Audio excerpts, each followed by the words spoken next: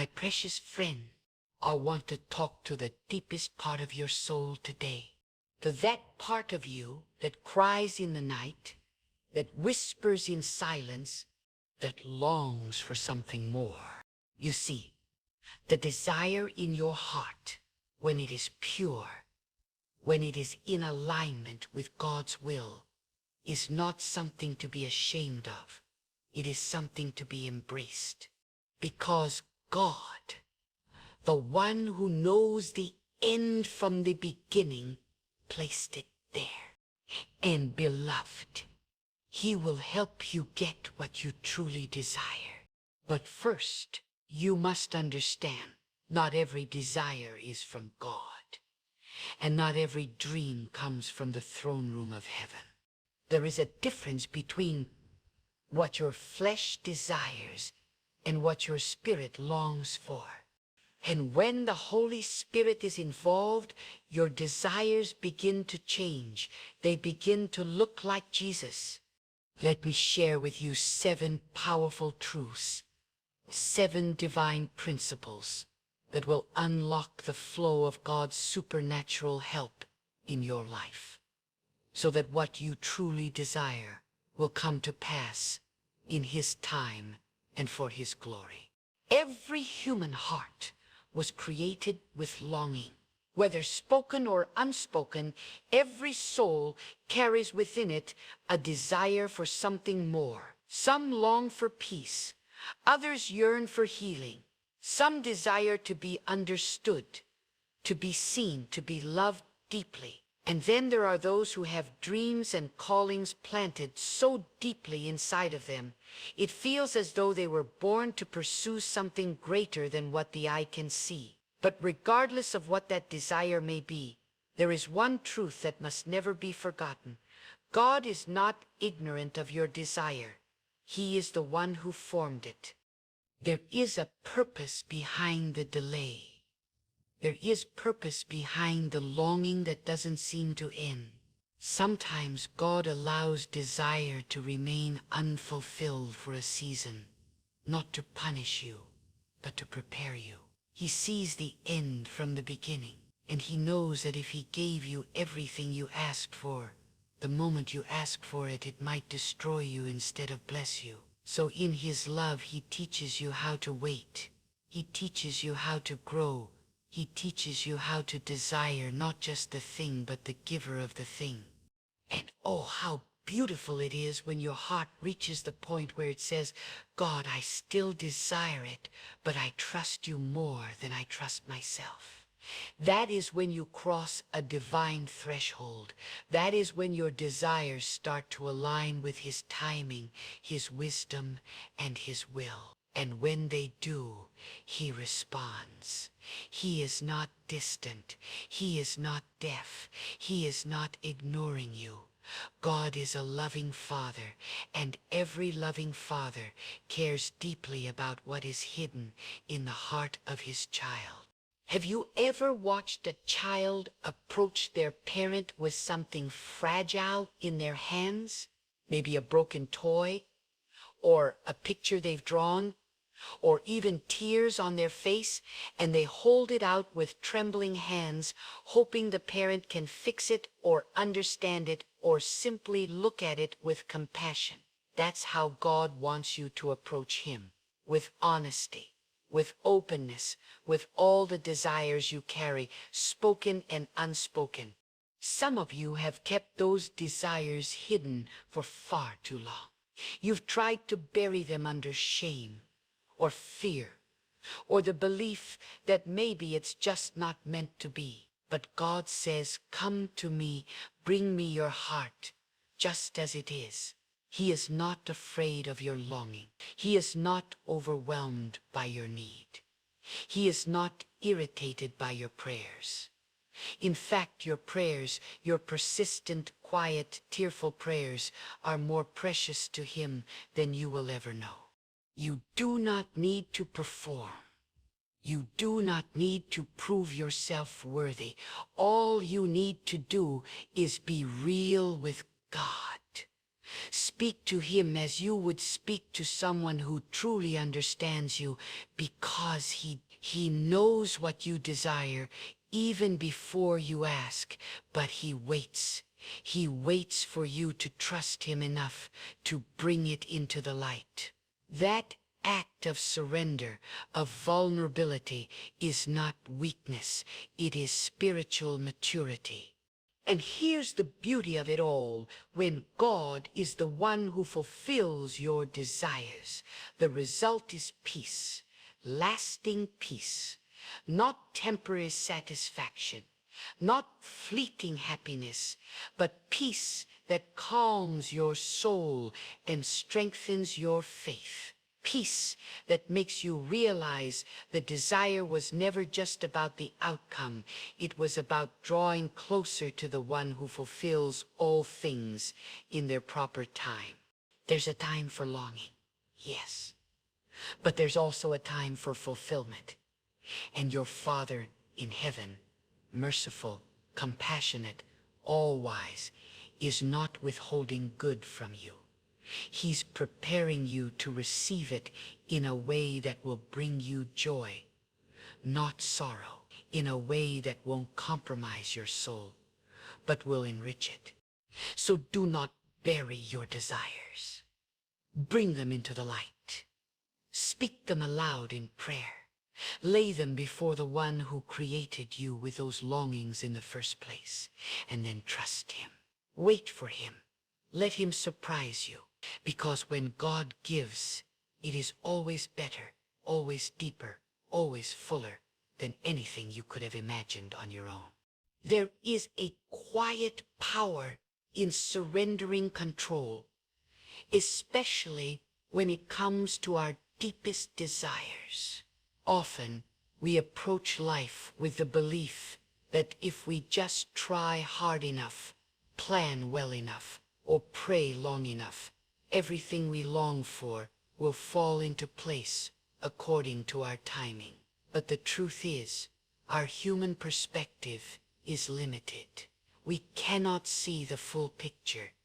We don't always know what lies ahead or how the choices we make today will affect our tomorrows. But God the Father does. He sees not only what we want, but what we truly need. This is why surrendering our desires to God is not a sign of weakness. It is the greatest act of trust. It is saying, God, I believe you know better than I do. And though I have these longings in my heart, I trust you to fulfill them in the way and at the time you see best. That kind of surrender is not resignation. It's not giving up. It's giving over. It's taking your hands off the steering wheel and saying, Father, you lead, I will follow. You see, many people confuse surrender with loss. They think if they give up their desires to God, he will deny them. But the opposite is true. Surrender does not diminish the chance of receiving what you desire. It increases it, because now it is no longer about striving in your own strength. It's about resting in God's strength, his wisdom, and his love for you. And when your life is placed in the hands of the one who created you, what comes next is not disappointment but peace. True peace doesn't come from getting everything you want. It comes from knowing that everything you truly need is already in the hands of your Creator. Even when you don't see movement, even when the doors don't open, even when prayers seem unanswered, even then God is working behind the scenes. His silence is not absence. His delays are not denials. Sometimes they are invitations, divine invitations to trust more deeply. There is a holy beauty in such surrender. It doesn't always come easy. It may take tears. It may take nights of questioning. It may even take walking through seasons of silence where it feels like nothing is happening. But in those moments, something is being formed in you. Patience, humility, wisdom, And above all, faith. Faith that is not rooted in circumstances, but rooted in God's character. The more you surrender your desires to God, the more He refines them. Sometimes you discover that what you thought you wanted was only a shadow of what He intended to give. Other times He fulfills your exact request, but in a way that you never expected, because it comes through a path of growth, through transformation, through preparation. And then you realize that the waiting, the surrender, the letting go, it was never about the thing. It was about the shaping of your soul. Surrender doesn't mean you don't pray boldly. It doesn't mean you don't make plans or dream big. It means you do all those things, but you hold the outcome with open hands. You no longer say, God, this is what must happen, but instead, God, I trust whatever you allow to happen. And that trust brings strength, unshakable strength. Remember, it is not a lack of faith to wait. It is not weakness to say, I don't know what's next. True strength is saying, even if I don't get what I desire right now, I believe in the goodness of God. And that belief changes everything. It silences fear. It softens anxiety. It calms the heart. When you surrender your desires to God, you're not giving them up. You're giving them over to a Father who sees the end from the beginning, to a Father who is not indifferent to your pain, but is preparing something beautiful in its place. So today, whatever desire weighs heavily on your heart, speak it to God, and then surrender it. Let go of the timing. Let go of the method. Let go of your expectations. And in that place of surrender, watch how God brings peace, not just by fulfilling the desire, but by drawing you deeper into trust, into stillness, into His divine plan that is always good. There's something sacred about the waiting room of life. It's not always a place we choose to be, but it is often the very place where God the Father chooses to shape us. In the silence, in the delay, in the in-between, when the prayer is whispered, but the answer hasn't come, that's when trust is truly tested. That's when faith is purified like gold. And that's where many give up, not because they stopped wanting what they desire, but because they couldn't see what God was doing behind the scene. Waiting is never wasted when it's placed in God's hands. Though our hearts may grow weary, and though we may feel overlooked or forgotten, we must remember this unshakable truth. God is always at work. Even when nothing changes around us, something is changing within us. He uses the delay not to punish, but to prepare. He knows that certain blessings can only be fully enjoyed and appreciated when our character is aligned with our calling. You may ask for something today and not see it tomorrow. You may carry a hope that feels like it's been buried rather than planted. But that buried dream may just be a seed, and seeds take time. They don't grow in the spotlight. They grow underground, in the dark, in the quiet, out of sight, but not out of purpose. And when the time is right, that seed breaks through the surface and begins to bear fruit. Such is the way of God. He does not rush. He is never late. He is always right on time.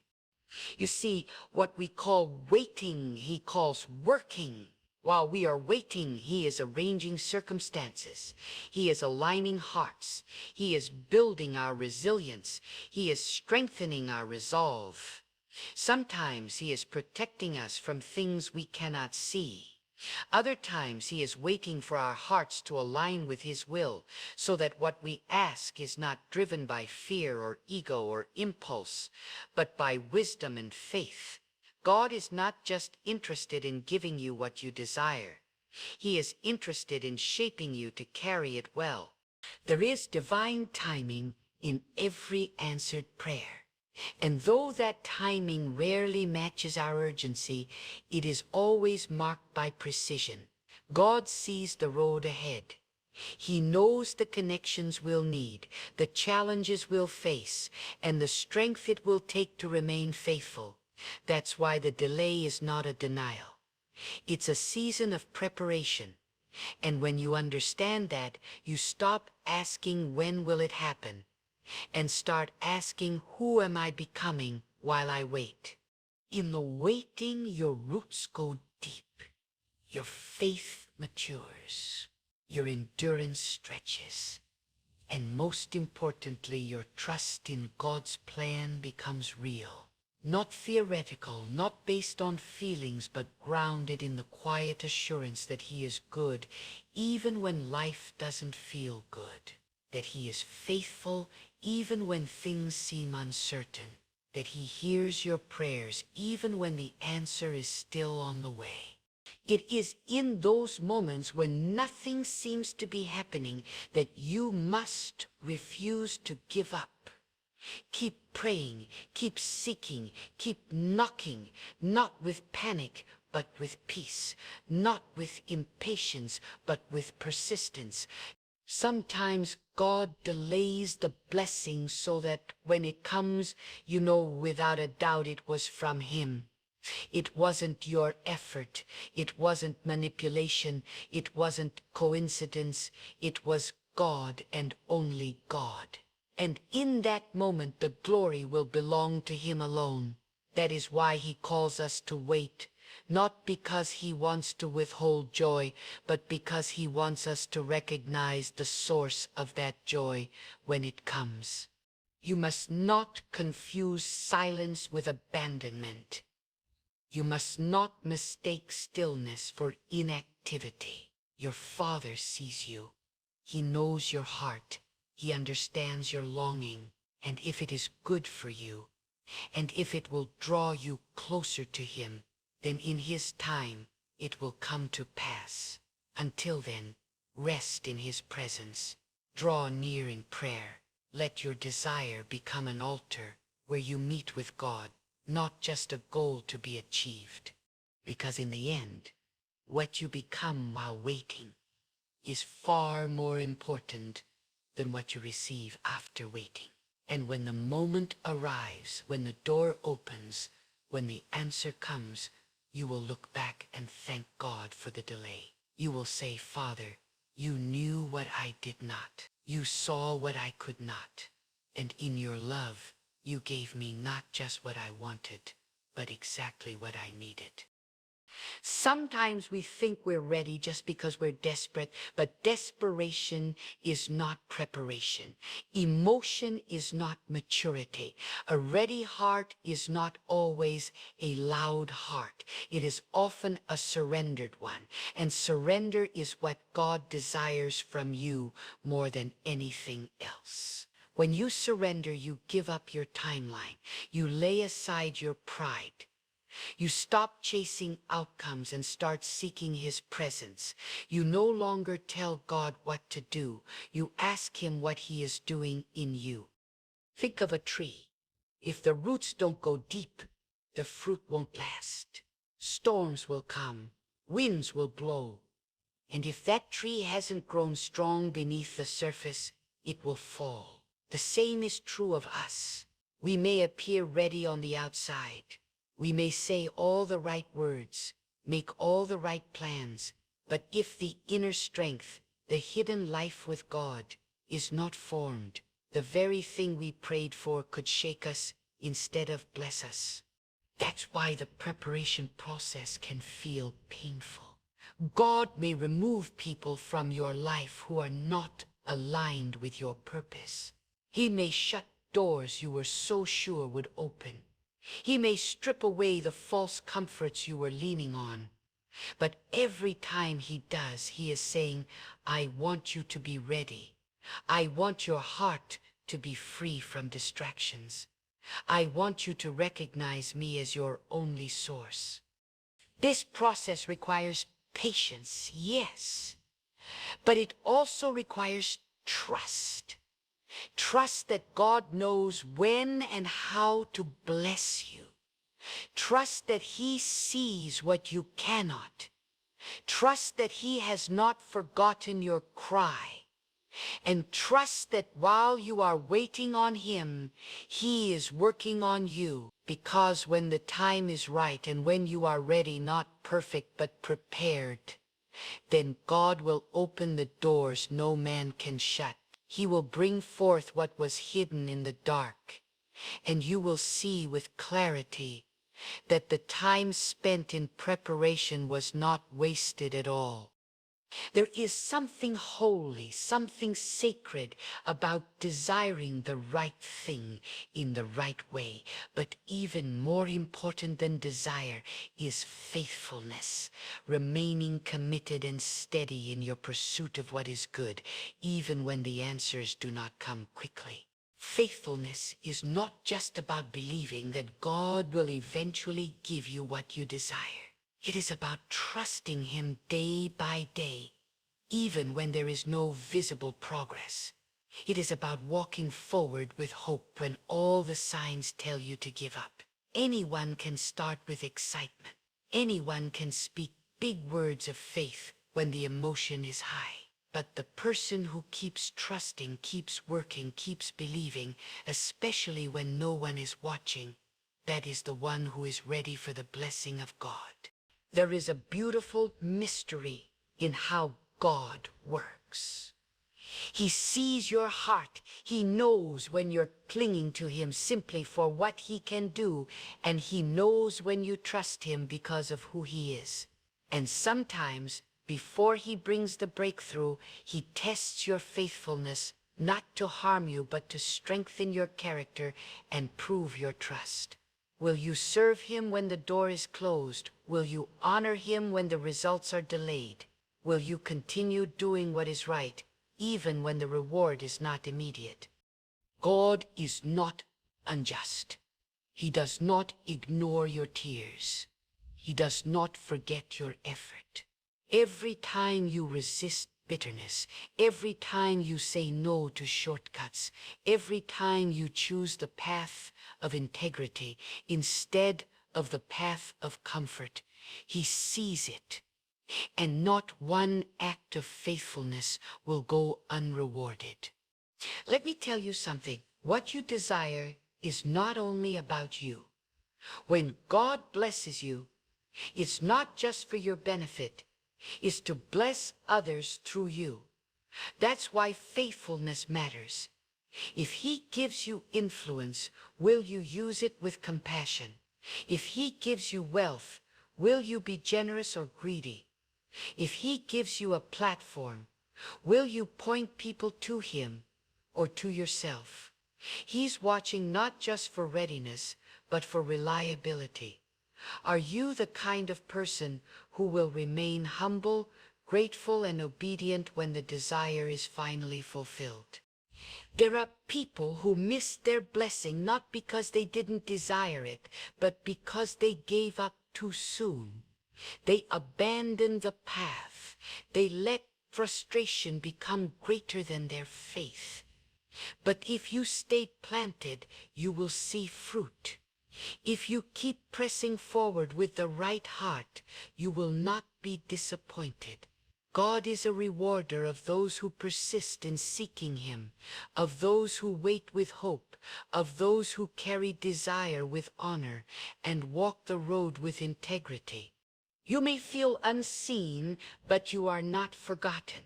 You may feel like your prayers are bouncing off the ceiling, but every word has reached His throne. Keep going, keep trusting, keep doing what is right, because in a moment you cannot predict, in a way you never expected, God will act.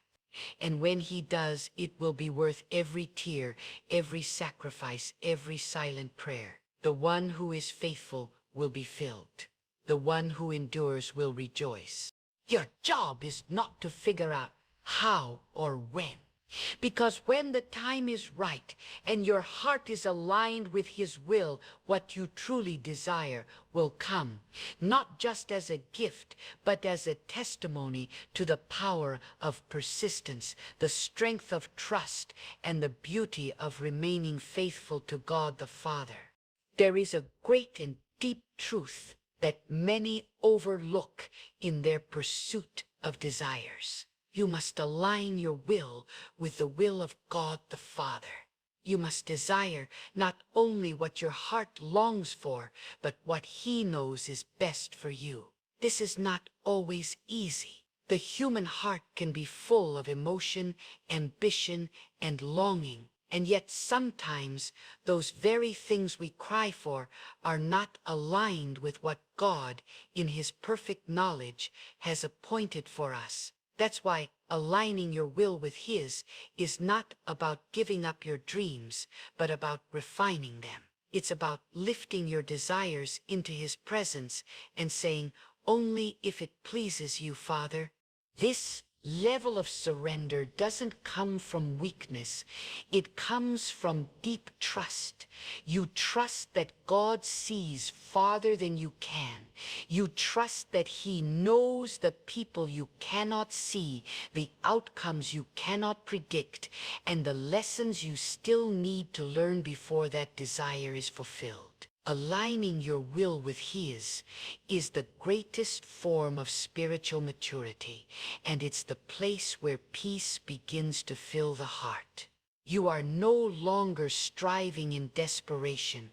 You are walking in quiet confidence. When you begin to align your will with God's will, you no longer chase things that aren't meant for you. You're not running after relationships that will drain you. You're not forcing doors to open that were never made for you. You're not exhausting yourself trying to make a plan work that God has not blessed. Instead, you're walking in step with divine wisdom. You're flowing with the current of God's timing, and in that place, everything becomes more peaceful, more purposeful. Think of it like this. A child may ask a parent for something sweet before dinner. The child's desire is innocent, but the parent knows that giving it at the wrong time will spoil the meal. The love of the parent says, "Wait," or sometimes even "no," not out of cruelty, but out of wisdom and care. So it is with God. He does not deny you out of indifference. He delays, redirects, or refines your request out of love. You may not understand the process, but you can trust the one guiding it. He sees your full story, not just the chapter you're living in. He knows where each path leads. That's why sometimes He withholds something now to prepare you for something later. He may close one door to lead you to another. And the more you align your heart with His, the more you will find joy even in the waiting. This alignment also protects you. Desires pursued without divine direction can become idols. They can consume your focus and steal your peace. But when you invite God into your desires, when you submit them to Him, they become sanctified. They become instruments for blessing rather than distractions from purpose. And in that surrendered space, God can shape your dreams into something far more beautiful than you imagined. Remember, God does not take away your identity. When you submit your desires to Him, He completes it. He reveals the deeper, truer version of what you were made for.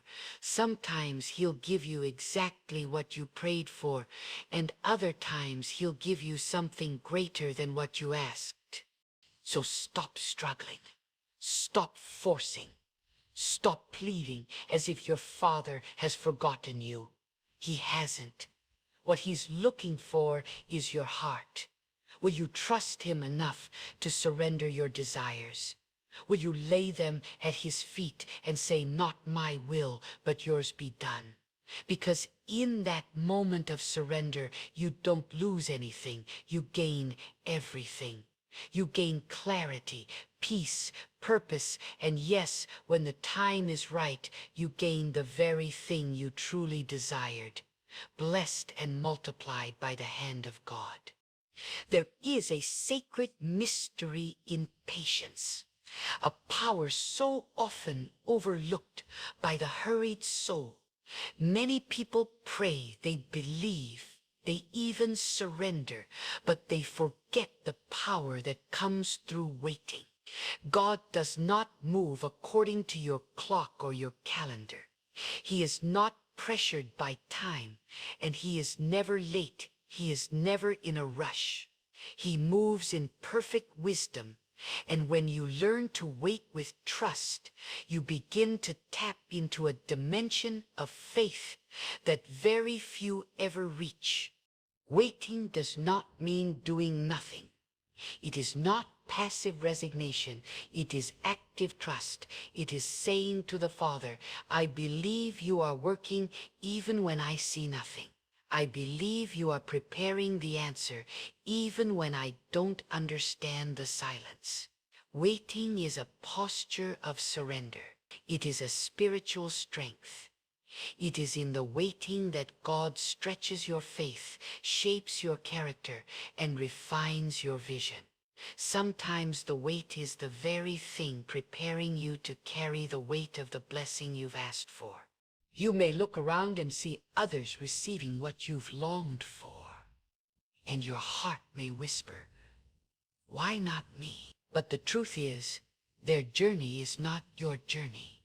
Their blessing is not your blessing. What God has for you is tailor-made, designed with wisdom and eternal purpose.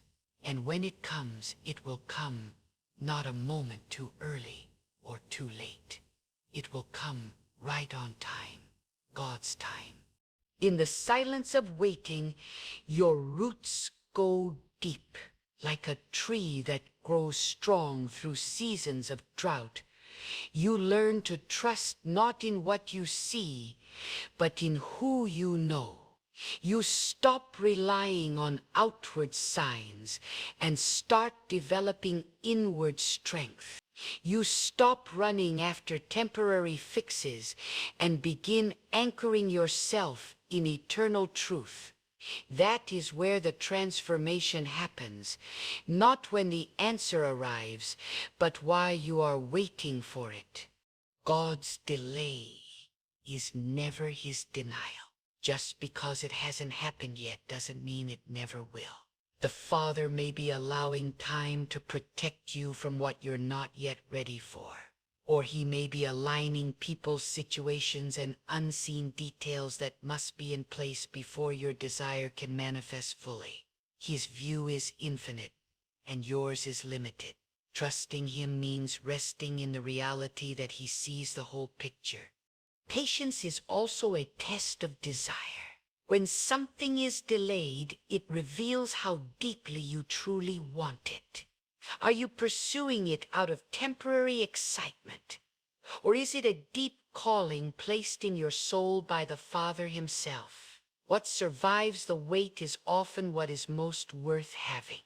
When you refuse to give up, when you continue to believe, even when others doubt, you prove not only your faith but your readiness to receive. And while you wait, worship. Praise him for what you cannot see yet. Thank him in advance for the answer that is already on its way. There is power in gratitude, even before the fulfillment. It lifts your spirit and reminds you that the one who made the heavens and the earth is fully aware of your desire. He has not forgotten you. He never will. There are seasons in life when the silence of God speaks louder than his words. In those times, your faith becomes real.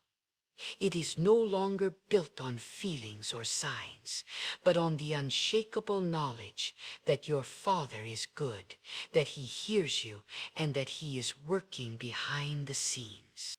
And when the appointed time comes, when heaven's clock strikes your hour, you will see how perfectly everything has been arranged. The greatest gifts often come after the longest waits, because the waiting deepens you. It strips away pride. It purifies motives. It strengthens your connection to God. And when the answer finally arrives, it doesn't just satisfy your desire. It increases your reverence for the one who provided it. You don't just receive what you longed for. You become the person who was truly ready for it. So don't let the waiting discourage you. Let it anchor you. Let it draw you closer to God. Let it teach you that delay is not punishment. It is preparation. The longer you wait in trust, the more beautiful the fulfillment becomes. And when it comes, you'll look back and realize that every moment of the wait was worth it. Every tear, every prayer, every quiet surrender, it was all part of the divine process. Your desire is not forgotten. It is held in the hands of the one who loves you with an everlasting love. And in His time, not yours, it will come to pass.